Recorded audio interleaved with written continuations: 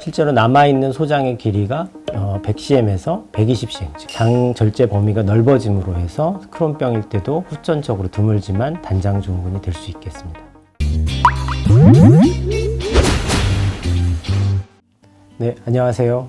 가톨릭대학교 은평성모병원 김수환 추기경 기념 장기이식병원 황정기입니다.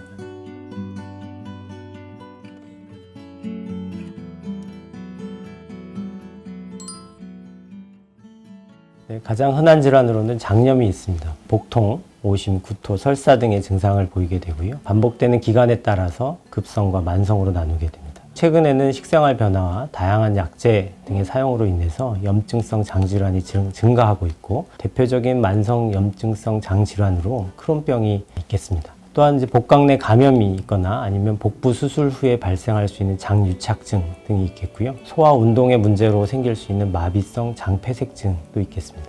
또한 장에 혈액을 공급해야 되는 혈관에 문제가 생기는 장허혈증 등이 대표적인 소장 질환이라고 할 수 있겠습니다. 소장의 기능 부전이 있는 환자들을 대상으로 해서 소장 이식을 할 수 있습니다. 장 기능 부전이라고 하는 것은 본인이 가지고 있는 장만으로는 수분 흡수나 전해질, 영양을 유지할 수 없는 그런 상태를 말하게 되고요. 이러한 장 기능 부전이 있는 환자 중에서 경정맥 영양요법에 실패한 환자들이 소장 이식의 대상자가 되겠습니다. 다양한 복부의 원인 질환으로 인해서 소장을 절제를 반복하게 되고, 그런 결과로 소장이 짧아지게 되는 단장 증후군이 대표적인 원인이라고 할 수 있겠습니다. 소장은 위와 대장 사이에 위치하게 되고요. 십이지장, 공장, 회장으로 구성이 됩니다. 소장의 기능은 섭취된 음식물에서 영양분을 흡수하고 수분을 흡수해서 영양 상태를 유지하는 그런 기능을 하게 됩니다. 따라서 소장이 짧아지게 되면 음식물을 섭취해도 영양분을 흡수할 수가 없고, 수분을 흡수하지 못하는 심각한 탈수가 일어나기 때문에 영양실조 상태가 되게 됩니다.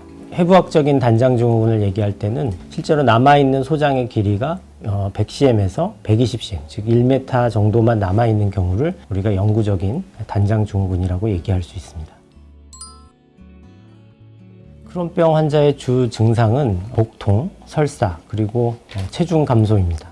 이러한 증상만으로 당연히 소장을 절제하지는 않습니다. 크론병이 진행이 되면 장협착 그리고 장천공 등이 생길 수가 있는데요. 이런 급성 복증의 경우에는 꼭 외과적인 수술이 필요합니다. 이런 경우가 반복되게 되면 장 절제 범위가 넓어짐으로 해서 크론병일 때도 후천적으로 드물지만 단장 증후군이 될 수 있겠습니다.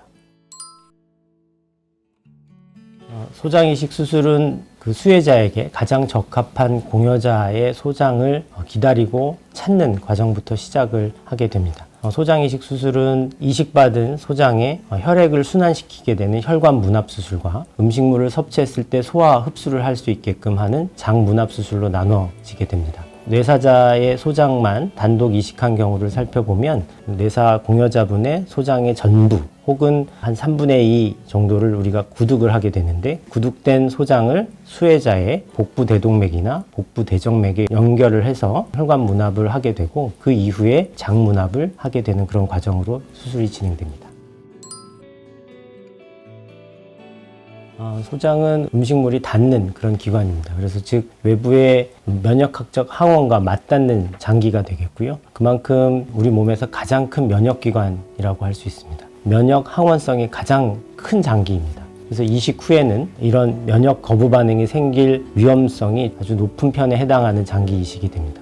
수혜를 받는 단장 증후군이 될 때까지 보통 수혜자분은 여러 차례의 반복적인 복부 수술을 하게 되고, 장유착이 심하고 복강 내에 이식받은 소장이 들어갈 수 있는 공간이 좀 작은 기술적인 문제점이 있다고 볼 수 있겠습니다.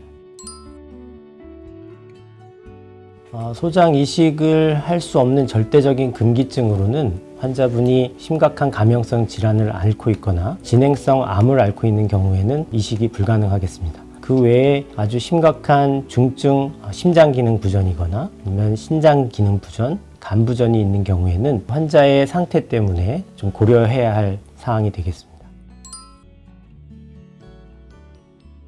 소장 이식을 크게 분류해 보면 소장 단독 이식과 간을 포함한 소장 이식으로 분류해 볼 수 있겠고요. 좀 더 세분해 보면 장 기능 부전만 있는 환자를 대상으로 하는 소장 단독 이식이 있고, 이러한 장 기능 부전을 오래 앓다 보면 저희가 경정맥 영양요법을 해야 되고, 그러다 보면 장관 기능 부전 연관 간질환이 생길 수 있습니다. 이런 환자를 대상으로 해서 저희가 간과 소장을 같이 이식하는 동시 이식도 있겠고요. 또한 여기에 간과 십이지장, 췌장, 소장을 같이 이식하는 다장기 이식이 있고요. 이게 약간 변형돼서 간을 포함하지 않는 변형된 다장기 이식도 있겠습니다. 하지만 이런 다장기 이식의 중심에는 꼭 소장이 포함이 되게 되겠고요. 보통 간이나 신장, 심장과 신장을 동시에 이식하는 이런 다장기 이식, 그런 거는 사실 이제 고형장기 동시 이식이라고 하고, 지금 말씀드리는 다장기 이식은 장 기능 부전으로부터 시작되어서 그것을 회복시키기 위해서 여러 장기들이 포도송이 한 덩어리가 같이 이식이 되는 그런 형태의 동시 다장기 이식,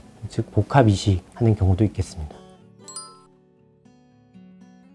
소장 이식이 시행된 것은 한 30년이 좀 넘었습니다. 지난 30년 동안 그 예후는 조금씩 좋아져 왔고요. 보통 5년 생존율이 한 60에서 70% 정도의 성적을 보이고 있고, 우리나라도 같은 정도의 성적을 보여주고 있습니다. 뇌사자 공여 소장 이식을 시행 후에 일주일째 찍은 CT가 되겠고요. 저희가 공여받은 소장의 동맥을 여기 복부 대동맥에 연결한 부분이 되겠고, 정맥을 복부 대정맥에 연결한 그런 사진이 되겠습니다. 이식받은 소장이고요. 소장의 육모들이 잘 기능을 하고 잘 발달되어 있는 그런 상태가 되겠습니다. 거부 반응이 생기면 이런 육모들이 먼저 탈락되는 그런 사진을 보이게 되고요. 지금은 아주 거부 반응 없이 잘 유지되고 있는 그런 내시경 사진이 되겠습니다. 소장 이식 후에는 장의 기능이 원활히 회복할 수 있게끔 아주 단계적인 음식 섭취와 수액 치료가 굉장히 중요합니다. 그래서 저희가 이식 후에는 영양 집중 지원 팀을 꾸리게 되고요. 이식 수술을 한 주치의뿐만 아니고 소화기내과 선생님, 소화를 대상으로 했을 때는 소화 청소년과 선생님, 그리고 영양사, 약사, 코디네이터 선생님들이 같이 모여서 환자의 여러 가지 모든 영양에 집중할 수 있는 다학제 협진을 하고 있습니다. 국내에서 2004년도에 처음으로 성공적인 소장 이식이 이루어지고 나서 현재까지 총 26예가 우리나라에선 시행이 됐습니다.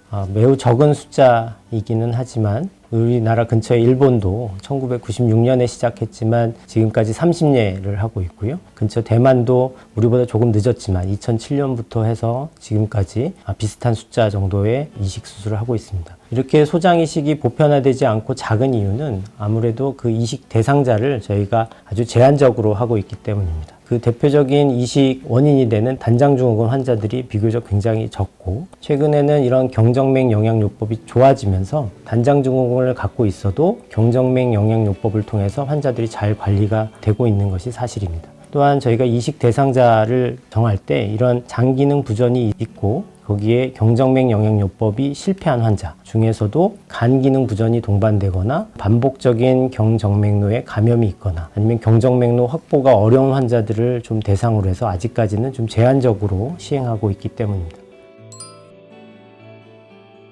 소장 이식은 지난 30년간 면역 억제제도 많이 좋아졌고, 그리고 수술 술기도 발달했고, 특히 수술 후 환자 관리 체계가 많이 좋아져서 그 성적도 점점 좋아지고 있습니다. 지금 만약에 단장증후군을 앓고 있는 환자분이시라면 담당 주치의 선생님과 경정맥 영양요법을 잘 관리하시면서 시행을 받으시고요. 혹시 단장증후군이 증상이 좀 악화돼서 소장 이식을 받아야 되는 상황이 되신다고 하더라도 이런 기저질환을 잘 관리하고 있고 운동을 열심히 하거나 이런 자기 관리를 잘 하고 있으시다면 소장 이식 후에도 빠른 회복과 훨씬 더 좋은 예후를 보일 수 있을 거라고 생각합니다.